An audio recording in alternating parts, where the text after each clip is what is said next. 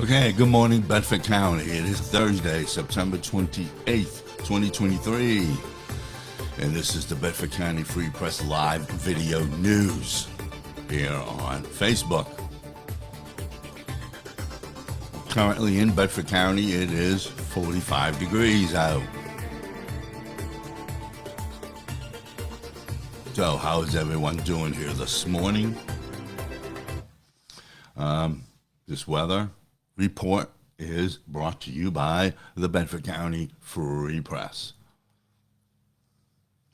Advertise on the number one news outlet in Bedford County, the Bedford County Free Press. They offer weekly, bi-weekly, and monthly rates. They also offer one-time price on special events or sales. Advertise video commercials, 30-second commercials on their news show and weather report. PayPal and Cash App accepted for no wait service. No deadline to meet. They are open 7 days a week, including all major holidays. Call them at 814-977-8305 or email them at freepress@bedfordcountyfreepress.com. And we're also accepting election ads because election day is fastly approaching. And I also want to get a word out about some confusion about advertising.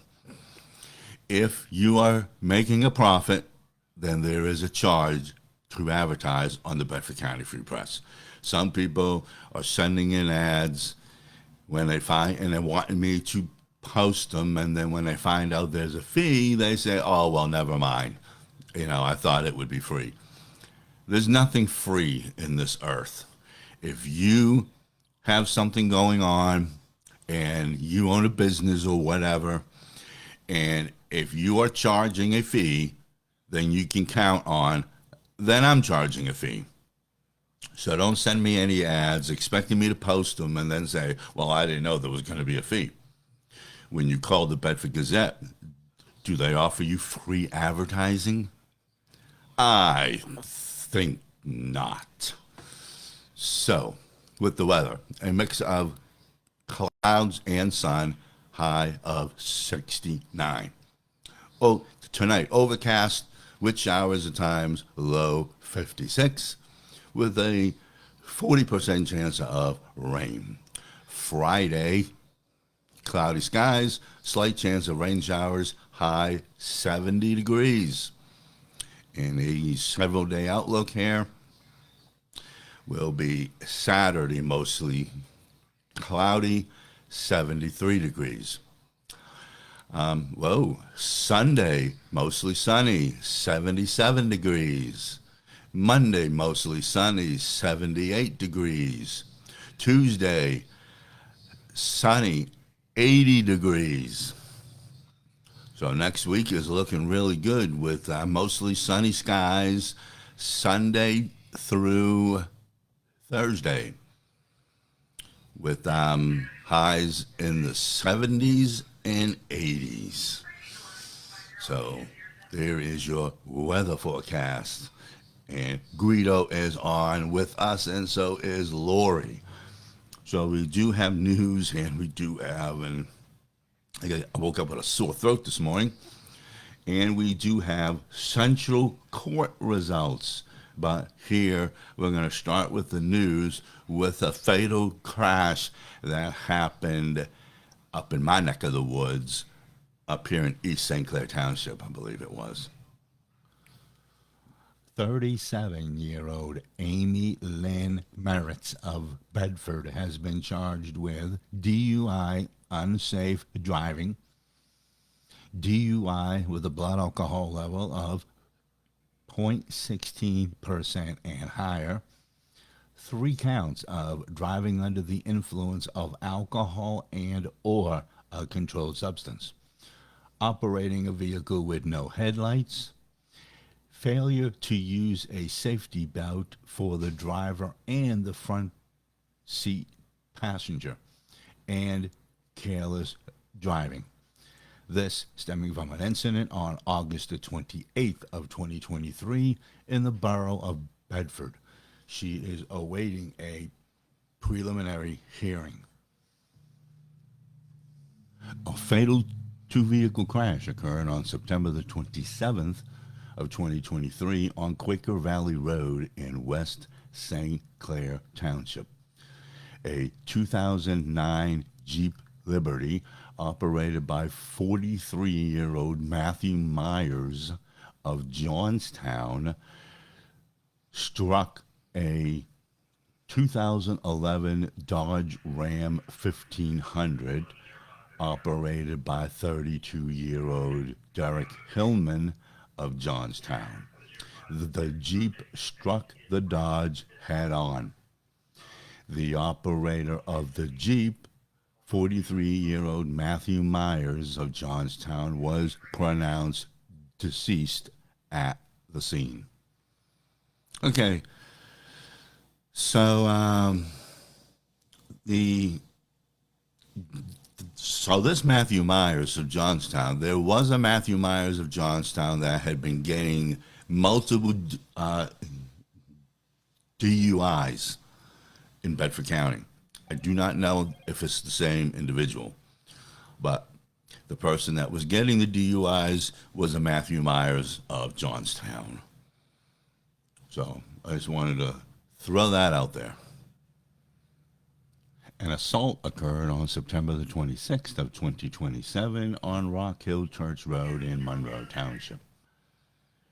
37-year-old Julie Beagle of Clairville is accused of assaulting an 18-year-old female from Clairville. Charges were filed in district court. A harassment occurred on September the 26th of 2023 on Rock Hill Church Road in Monroe Township. An 18-year-old female from Clairville will be charged as a result of an incident with a 37-year-old female from Clairville. Okay, so these last two incidences that you just heard, they are related, and I should have more information on the incident itself involving Julie Beagle of Clairville and the 18-year-old female, which the cops did not announce who the name was. And good morning to Cindy and Janelle Grapes from Centerville is joining us this morning.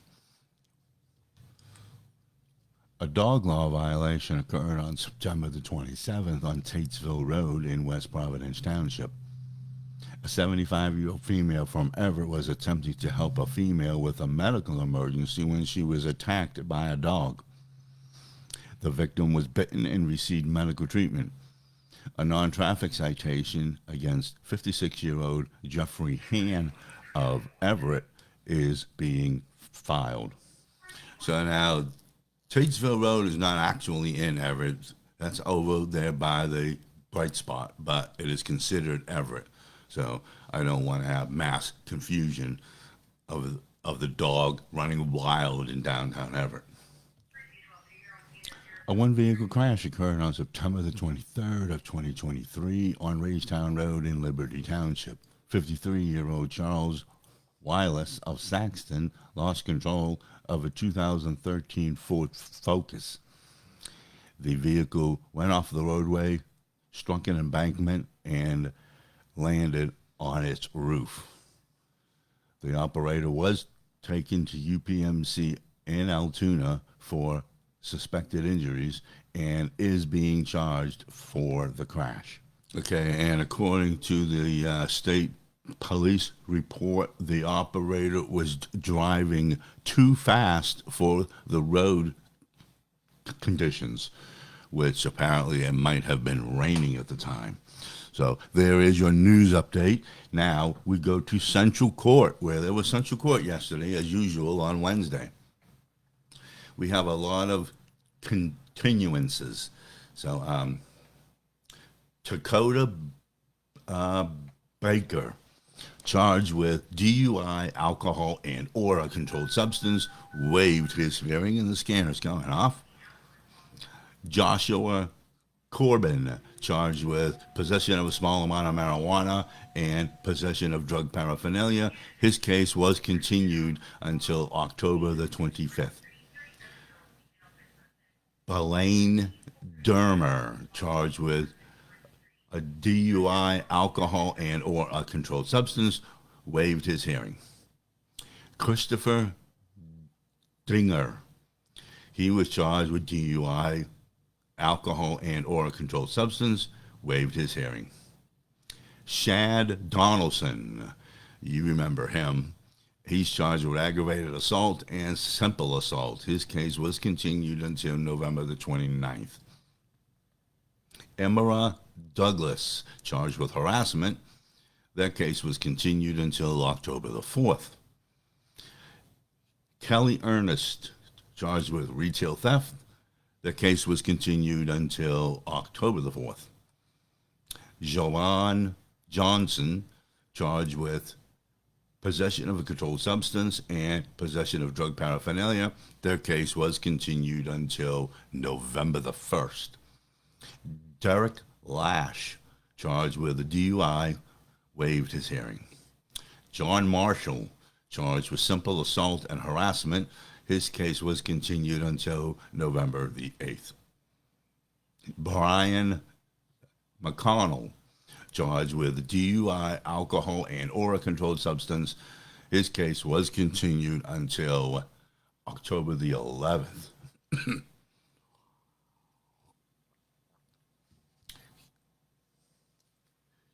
Caleb Miller, charged with a DUI. His case was continued until November the 8th. David Moses III, charged with a DUI, either alcohol and or a controlled substance. He actually had a hearing, it looks like, and it was held over to county court. Terrell Patillo, charged with scattering rubbish upon land. His case was continued until November the 8th. Litton Peak III, charged with a DUI. His case was continued until November the 8th. Keith Reiner, he had a DUI. His case was continued until November the 1st. Janelle Rhea, charged with simple assault and disorderly conduct. That case was continued until October the 4th.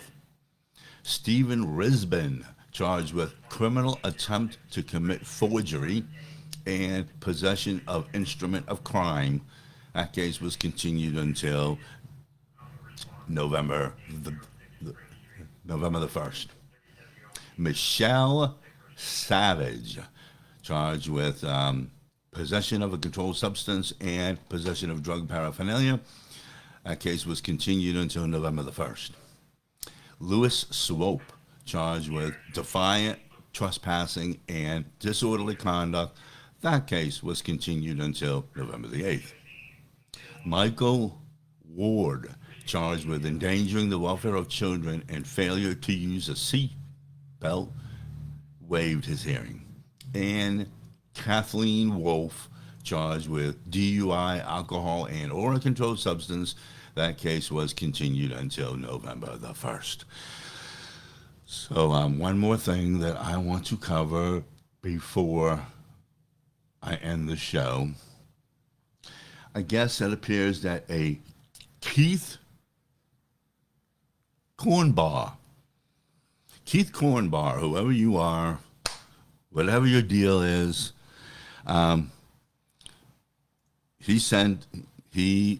he had posted a comment yesterday on one of my videos. I removed it because it was a threat. He said that him and his pagan friends were going to pay me a visit.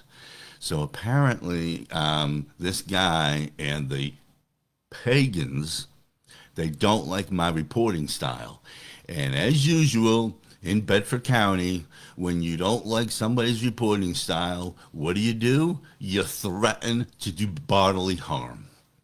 So I am going to say this like I told Bill Higgins when he made threats to come to my house. You are risking your health if you come to my house. Whether you are Bill Higgins or whether you ride up here on a tricycle as a member of the pagans, I do not take threats lightly. I do not have to take threats lightly. I will do whatever it takes to protect myself.